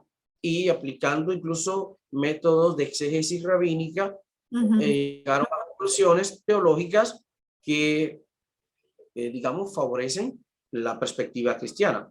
¿Ok? Entonces, son de las cuestiones que tenemos que tomar en serio, ¿verdad? En este tipo de acercamiento, y lo estoy planteando con toda franqueza. Y yo sigo insistiendo en que va a depender hasta dónde estamos dispuestos a llegar. Si todavía nos resistimos a entender que a pesar de la forma en que los autores del Nuevo Testamento, la fe judía sigue vigente todavía y con todo su valor, entonces, de hecho, una crítica que se le ha hecho desde la perspectiva judía es cómo es que el cristianismo no procura definir su estatus, definir su presencia en el escenario de la historia, sin necesariamente decir que la fe judía y la Biblia hebrea conducían hacia la fe cristiana, sin tener que afirmar, digamos, que, o digamos, hablar negativamente de la fe judía para entonces hablar de la fe cristiana en términos positivos, como superando la fe judía, como mejor que la fe judía, y que si hay algo que debería hacer un judío es convertirse a la fe cristiana. Entonces, este tipo de planteamientos, ¿verdad? A veces algunos no lo van a asimilar, pero yo creo que un acercamiento libre desde las ciencias bíblicas permite colocar a la Biblia hebrea en su debido contexto, en su debido campo, con sus perspectivas propias, y la Biblia cristiana o el llamado Nuevo Testamento a la luz también de su perspectiva cristológica esencial y de cómo surge y de cómo es que en realidad apelan a los textos de la Biblia hebrea. Por supuesto, uno esperaría que el procedimiento no fuera, por ejemplo, que se ha dado también, de traducir textos de la Biblia hebrea en conformidad a textos del Nuevo Testamento, como para no hacer quedar mal al autor del Nuevo Testamento. Así es. No, además de que el Nuevo Testamento, bueno, la Biblia cristiana, como dice usted, ya es una relectura o reinterpretación, pero aparte está la patrística, que le dio otro enfoque, que hizo todavía allí una mezcolanza, y qué es lo que hemos heredado realmente. O sea, sí hay que estudiar mucho a profundidad y replantearse todos esos dogmas que... Y claro, por supuesto. Bueno, lo que pasa es que de manera análoga de lo que pasó con la Biblia hebrea se cierra el canon, y luego vino la reflexión teológica rabínica. Paralelamente pasó lo mismo con el Nuevo Testamento. Así es. Se escribe el Nuevo Testamento, y luego vemos cómo los padres de la iglesia, ¿verdad? Los primeros líderes llegaron a entender, a llevar, digámoslo así, a llevar más lejos o a reinterpretar formas y expresiones que sí utilizaron los autores del Nuevo Testamento. Entonces, pasó lo mismo. De la misma manera, repito, en que la fe judía ha reinterpretado en muchos textos de la Biblia hebrea y lo ha acomodado a su propia realidad. También pasó con la primera generación de cristianos, que aparentemente formas en la que los autores del Nuevo Testamento como que se quedaron cortos, ellos se encargaron de llevar más lejos, y ahí luego tenemos los credos, etcétera, y toda una área conocida como historia del pensamiento cristiano, que corre paralela también a la historia de la fe cristiana, la historia de la iglesia como tal. Entonces, ciertamente hay que considerar eso. Por eso, un estudio de las ciencias bíblicas nos permite, por ejemplo, estudiar tanto la fe judía, los textos de la Biblia hebrea, en su propio contexto vital, y pudiendo separar, hasta donde sea posible, lo que son las perspectivas propias de la Biblia hebrea y lo que son perspectivas propias del judaísmo rabínico, que es posterior. De la misma manera, tenemos que estudiar los textos de la Biblia cristiana, o llamado Nuevo Testamento, con ese mismo sentido, capaz de ver y percibir que los autores del Nuevo Testamento no tuvieron preocupaciones que sí tuvieron luego la generación cristiana posterior, que reflexionó sobre esos textos, los comentó, y que de hecho fueron también los que decidieron los llamados libros que debían estar en el canon y cuáles no. ¿Ok? También tuvo su impacto en ese aspecto de la historia del Nuevo Testamento y de la Biblia en sentido general. Muy bien, profesor. Pero aún así se ha atestiguado que hay muchas personas que sí son creyentes, llegan a este estudio crítico de la Biblia y dejan de ser creyentes. O son agnósticos o se van al lado oscuro, como dicen por allí, y ahora son... Bueno, le digo, yo insisto en hasta qué punto vamos a llegar, y también hasta qué punto vamos a definir o no algún dogma que consideremos innegociable. ¿Ok? Entonces, si no se considera que ningún dogma es negociable, pues probablemente la persona pueda terminar como un agnóstico, una persona piadosa, pero que a la hora de afrontar los textos bíblicos lo asume entendiendo que el pronunciamiento que hace la teología sobre ellos no tiene mucho valor, porque cuando analiza críticamente ve que ese razonamiento teológico o ese dogma, en realidad, aunque aparentemente se establece como clave hermenéutica, no deja de ser un dogma. Por ejemplo, asumir a la figura de Jesucristo como clave hermenéutica para interpretar toda la Biblia es un dogma.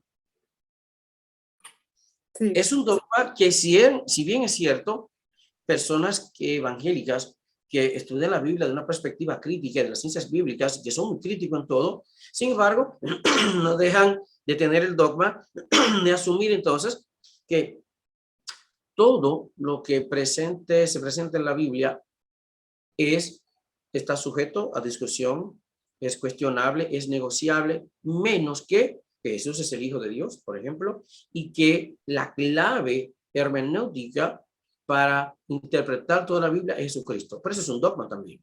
Pero por lo menos, digamos que es el dogma que ese grupo tiene y con eso mantiene un control y le impide pasar definitivamente a quién, al bando de los agnósticos, por ejemplo.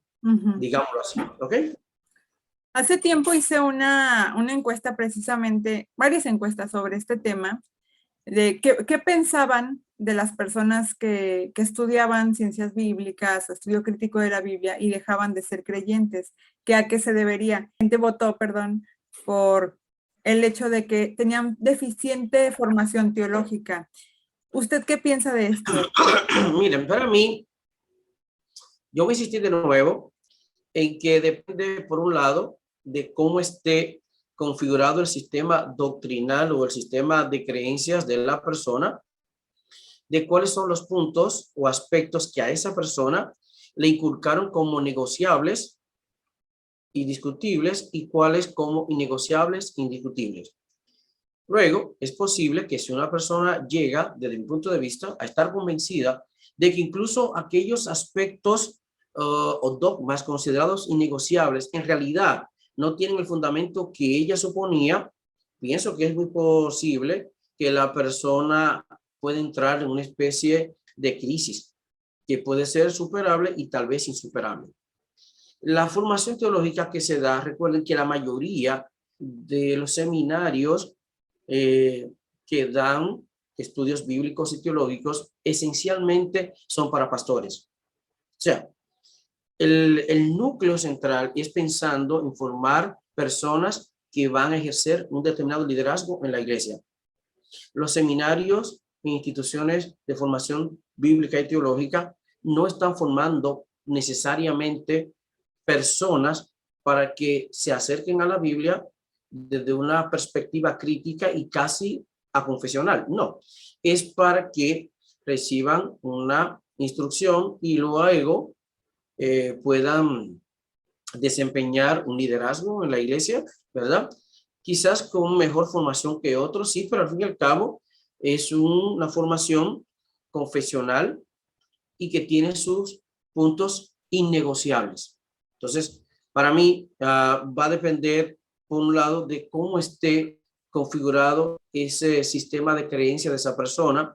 Me parece que al final la persona tiende también a protegerse o a blindarse manteniendo por lo menos un dogma, el que fuere, y eso lo protege. Sí, una manera de protegerse es definiendo algún dogma, el que fuere. Para algunas personas será una, para otras personas será otra, pero de esa manera él dice, mira, para mí esto es innegociable. Por eso, esto no me lo pongas bajo discusión. Recuerden la portada y contraportada de la obra de George Eldon Ladd. Es decir, vamos a hablar de crítica textual, vamos a hablar de los distintos métodos de estudio crítico, pero no me pongas bajo cuestionamiento que la Biblia es la palabra de Dios. Y me parece que es una manera de blindarse y por tratar de impedir que la persona definitivamente pierda la fe, digamos, le pierda el sentido al quehacer cristiano como tradicionalmente lo enseñaron, porque tal vez él no se plantee rediseñar, ¿verdad? Reformular su fe o algunas creencias de su fe, sino que termina probablemente diciendo, bueno, pues no tiene sentido para nada.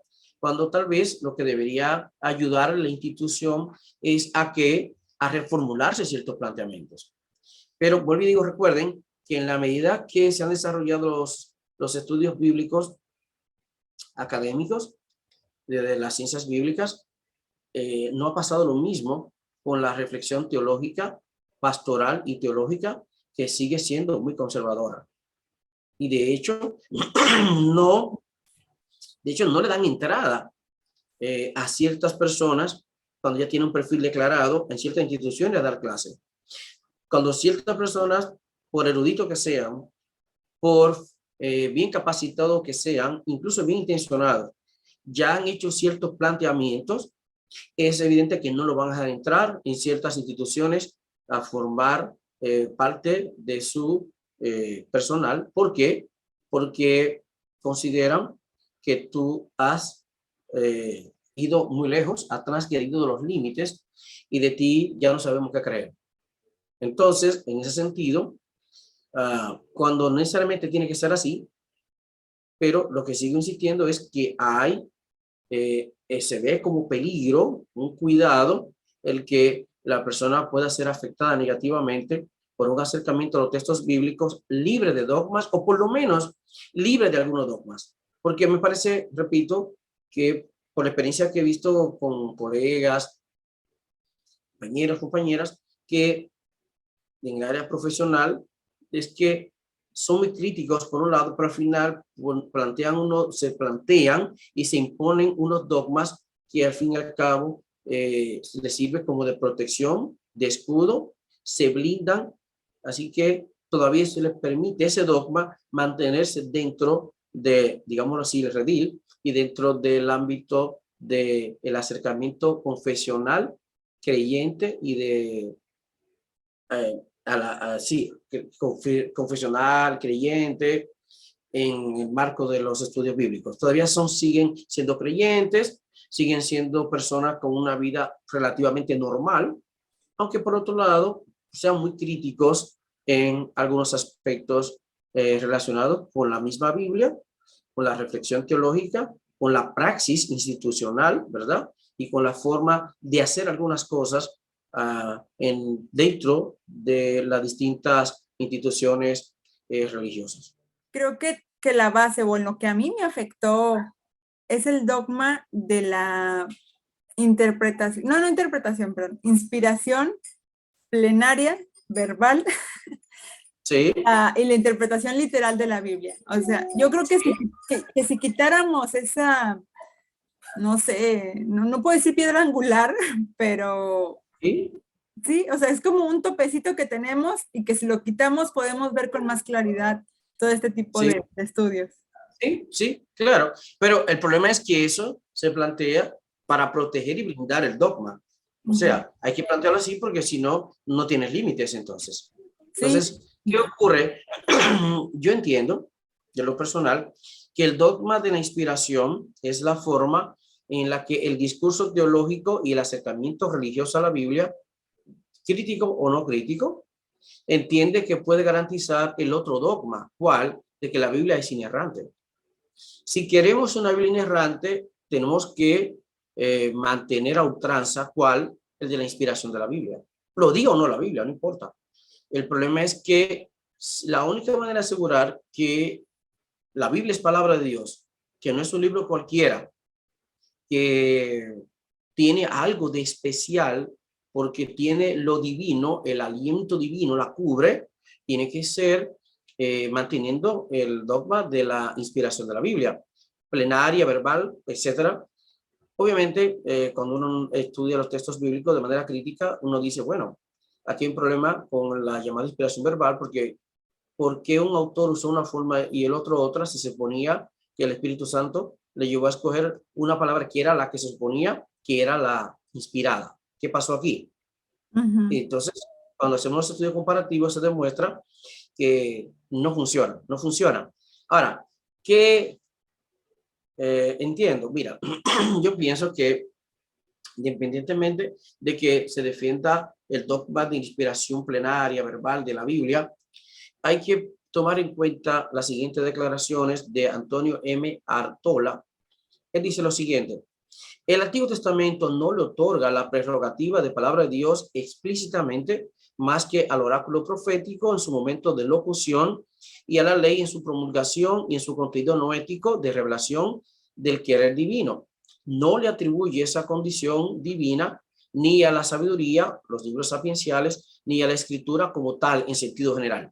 Bien, por otro lado, dice él, el Nuevo Testamento realiza importantes avances sobre estas afirmaciones de la fe israelita.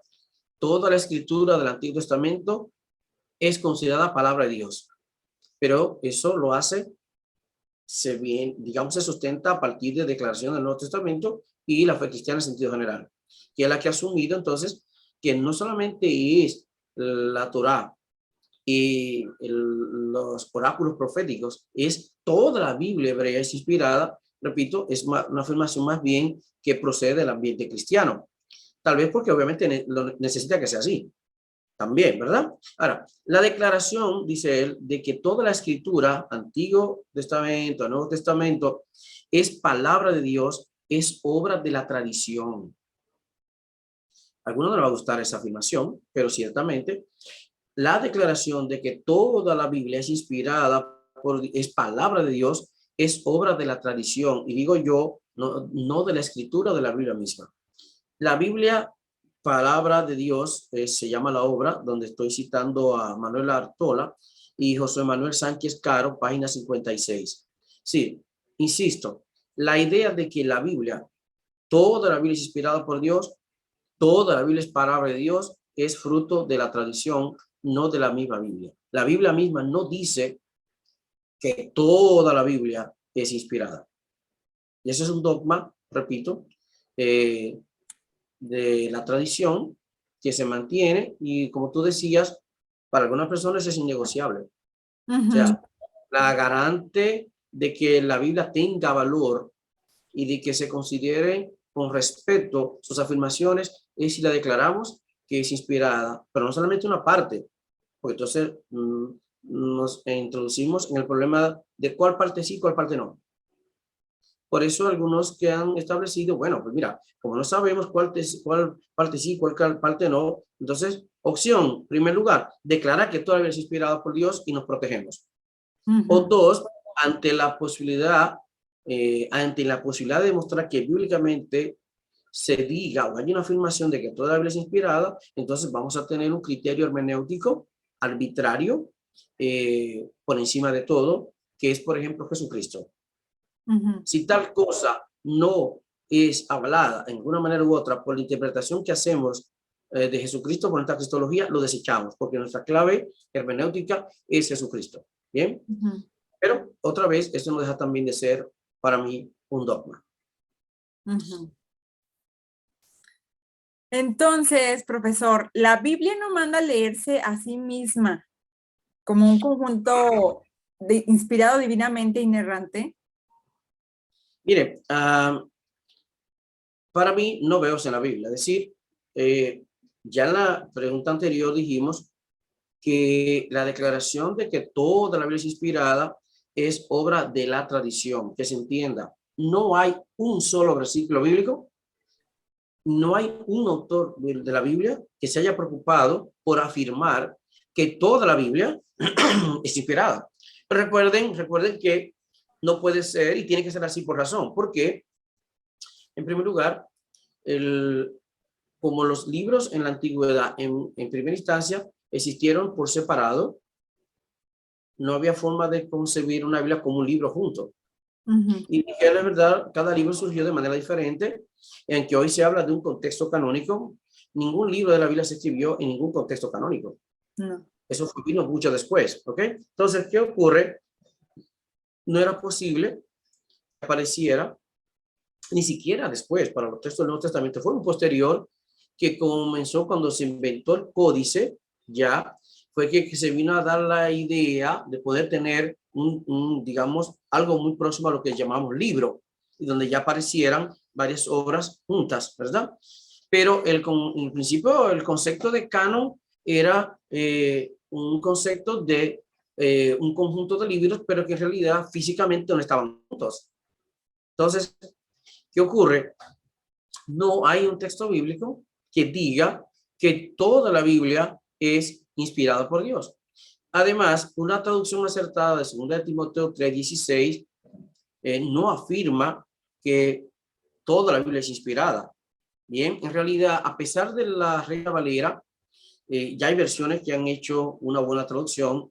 Lo más que podemos decir es, todo escrito inspirado por Dios es también útil para enseñar, para redarguir, para corregir, para instruir en justicia. En otras palabras, 2 Timoteo 3:16, aunque no nos dice cuáles, no establece una lista de libros inspirados, solo dice el carácter y el beneficio de un libro que se asumiera como inspirado.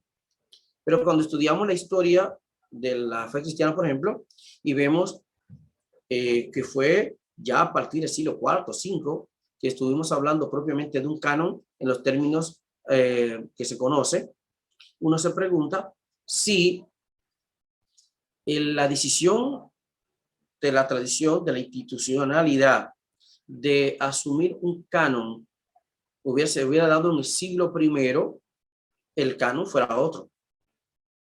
¿Verdad? Pero el problema que se dio ya varios siglos después, y eso tiene que ver con cómo está realmente configurado el concepto de canon, Biblia hebrea y el Nuevo Testamento. Entonces, ¿qué relación tiene la inspiración con el literalismo bíblico? Bueno, recuerden que el literalismo bíblico implica asumir la Biblia al pie de la letra.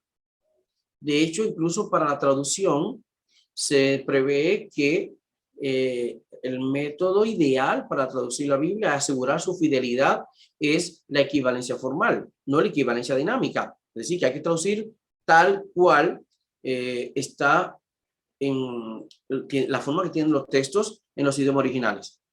Cosa que no es así, pero ese literalismo aplicado a la interpretación bíblica, como también a la forma de traducir la Biblia, es lo que explica muchas cosas. Por ejemplo, que Génesis 1:1 nos ha llegado en un orden que nunca fue el que debieron traducirlo, porque debió traducirlo de acuerdo a la gramática y a la sintaxis castellana, no como nos ha llegado. Pero una pregunta importante es, ¿en verdad son consistentemente literalistas las personas que se definen como tales? ¿Es verdad que ellos todo lo asumen literalmente? No es verdad. Es un literalismo caprichoso y muy sutil, porque cuando en ciertos textos lo que le plantea el texto asumió literalmente le perjudica, no le conviene, entonces apelan y ahí hablan de que eso es una metáfora, de que eso es una hipérbole, de que eso es un símil, de que eso es una narración artificial, que eso es una pura parábola. Oh, ¿qué pasó aquí? ¿Y dónde se fue el literalismo? Entonces, en realidad, los grupos que se identifican como literalistas, en honor a la verdad, no son consistentes en su literalismo. Es un literalismo bajo sospecha, a pura conveniencia y con tal de que siempre su dogma no sea perjudicado, ¿verdad? Y lo grande es que no tienen ningún temor para, oye bien, no tienen ningún temor a la hora de plantear una interpretación que le saque el cuerpo a un sentido literal del texto bíblico. Se quedan con su cara muy normal. Pero tú habías dicho que tú eras muy literalista. ¿Y qué pasó aquí? Entonces, el pensamiento cristiano tiene ese problema, el cristianismo conservador, de que asume el literalismo cuando le conviene y cuando no le conviene lo echa al zafacón y no le importa un comino. Entonces, por eso la pregunta, en verdad, ¿son consistentemente literalistas? ¿Ok? Me parece que no. Ahora, con relación a la pregunta de la importancia del estudio de la Biblia a la luz de sus idiomas originales, yo entiendo que se sustenta en el hecho de que la exégesis bíblica es ante todo una disciplina textual. Es decir, la arqueología, sabemos con qué trabaja la arqueología, ¿verdad? Pero la exégesis es ante todo textual, es decir, tiene como punto de partida unos textos que consisten en una comunicación lingüística, ya dijimos también escrita, en unas lenguas distintas a las nuestras, con características propias, muy diferentes a las nuestras en algunos casos, y también unos contextos vitales muy distintos a los nuestros. Entonces, ¿cuál es la importancia de estudiar la Biblia en sus idiomas originales? Bueno, que le hace justicia al hecho de que la exégesis bíblica es ante todo una disciplina textual. Bueno, nosotros podemos averiguar todo lo que quisiéramos averiguar a la luz de la arqueología, etcétera. Pero la exégesis no es una disciplina arqueológica. ¿verdad? Es una disciplina textual, se trabaja con textos. Y esos textos están escritos en términos completos de la Biblia, hebreo, arameo y griego. Entonces, si nosotros queremos saber qué es en realidad lo que dicen los textos bíblicos en sus idiomas originales, es necesario que procuremos leerlos donde, como en sus idiomas originales, ¿verdad? Es vital, o sea, no es posible pretender hacer una exégesis bíblica seria sin tomar en cuenta qué es lo que dicen los textos bíblicos en sus idiomas originales. Posteriormente, claro, si es una narrativa, se menciona un hecho que se supone histórico o no, tendremos la ayuda, ¿verdad?, de las demás ciencias que nos van a ayudar a establecer en su debido contexto histórico también la crítica de la forma, si es una narrativa puramente teológica, una leyenda que no debe asumirse en forma literal ni buscar la explicación histórica porque no la tienen. Entonces, pero ante todo, es importante que el que se acerca a los textos bíblicos, ya sea de manera confesional o no, pero que quiera hablar con propiedad de ellos, debería hacer un esfuerzo, invertir tiempo, obviamente también dinero, ¿verdad? Recursos para estudiar la Biblia, los idiomas de la Biblia y poder explicarlos de ahí, ya sea confesional o no, no importa. Si el objetivo es, queremos conocer de primera mano qué es lo que en realidad dicen los textos bíblicos y no lo que, digamos, incluso así verificar si las traducciones bíblicas, incluso judías, las traducciones bíblicas de judíos o cristianos, en verdad no han manipulado los textos bíblicos y quieren ponernos a leer lo que en realidad los textos bíblicos nos dicen. ¿Ok?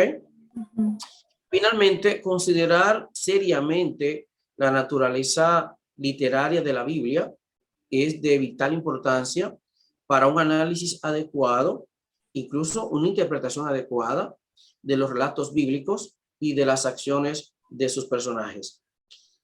Por un lado, ya repito, está el tema de la importancia de conocer las lenguas bíblicas para poder leer los textos bíblicos en su idioma original, ver con nuestros propios ojos qué es lo que dicen, pero cómo es que dicen lo que dicen, qué significaba para ello esos términos, esas construcciones sintácticas, etcétera. Y por otro lado, situarlos, obviamente, a la luz de su género literario. Por eso se defiende desde la crítica bíblica, desde las ciencias bíblicas, que la Biblia se interprete no literalmente, sino de manera literaria. Literaria, asumiendo la Biblia como literatura y, por supuesto, tratando de leerla en sus idiomas originales. Ok, profesor. Pues sí, y hablando del literalismo, como dice usted, la importancia de las lenguas originales porque lo interpretan literal a conveniencia y aparte en nuestro idioma y en nuestro contexto. Sí, claro, claro. Sí, es mañoso eso. Sí, claro. El punto viene, vuelvo y digo, el error es creer que los autores bíblicos cuando escribieron estaban pensando en nosotros. Entonces resulta que los autores de la Biblia ni eran dominicanos como yo, ni eran brasileños, ni eran mexicanos, ni eran chilenos, ni eran norteamericanos, ni eran europeos. Entonces, y situados en unos contextos históricos, ideológicos muy distintos a los nuestros. Por lo tanto, de hecho, es interesante que por conservar el dogma no se tome en serio el texto bíblico, que cuando uno supone que respeta el texto, lo toma con mucho cuidado. Es decir, una manera de respetar el texto es, vamos a saber lo que el texto dice en su idioma original. Y vamos a establecer, estamos comprometidos con conocer la verdad y qué es lo que dicen los textos bíblicos en su idioma original. ¿Le convenga o no a nuestra teología? No, es que en realidad la teología está primero. Por eso he dicho que en cualquier situación donde se confronten los textos bíblicos con la teología y la tradición, salen perdiendo los textos bíblicos. Muy interesante todo eso, profesor. Pues para los que estén interesados en estudiar la Biblia desde una manera crítica y comenzando también con las lenguas bíblicas, el profesor tiene cursos ahorita disponibles para que se puedan poner en contacto. Sí, claro, mire, nosotros primero lo hacemos de manera muy profesional. sin inclinar la balanza a ninguna confesión religiosa. O sea, nosotros enseñamos hebreo para hacerte judío, sino para que te acerques de manera crítica en hebrea. Hay gente que cree que estudiar hebreo es para hacerte judío. No, ni judío mesiánico tampoco. Nosotros enseñamos la lengua hebrea, tenemos un curso de 2 años para enseñar hebreo, completamente 2 años, para personas que aspiren a estudiar la Biblia hebrea, traducirla y hacer exégesis crítica. Pero también tenemos un curso de arameo de 1 año para las personas que quieran poder leer la sección aramea de la Biblia. También tenemos un curso de 2 años de griego, 2 años, para personas que incluso aspiren a ser profesores de hebreo, griego, etcétera. Pero también tenemos ahora mismo, bueno, del curso de griego que inicia el 5 de mayo, un curso, el primer año de un curso de griego para las personas que aspiran a conocer la lengua griega, no solamente de una manera instrumental, sino que quieran en verdad acercarse al texto griego con profundidad, con capacidad de análisis crítico. Tenemos un curso que comienza el 5 de mayo y por otro lado, para el mismo 5 de mayo damos inicio a un curso que es, consiste en un diplomado en lenguas bíblicas dirigido a personas que no aspiran a tanto, o sea, personas que solamente aspiran a un uso instrumental de las lenguas bíblicas y que lo que quieren es tener una buena introducción al hebreo, al arameo y al griego, pero no dedicar 2 años a cada idioma, por ejemplo, como los otros cursos. Entonces, tenemos el diplomado, un módulo de 4 meses para cada lengua. 4 meses de hebreo, 4 meses de arameo y finalmente 4 meses de griego.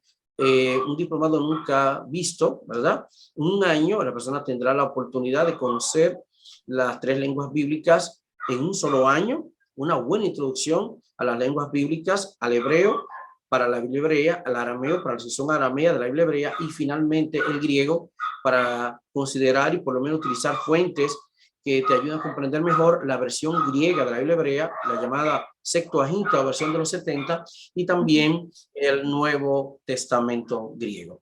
Para comunicarse con nosotros, bueno, tenemos nuestro WhatsApp 809-205-7814 más 1, 809-205-7814.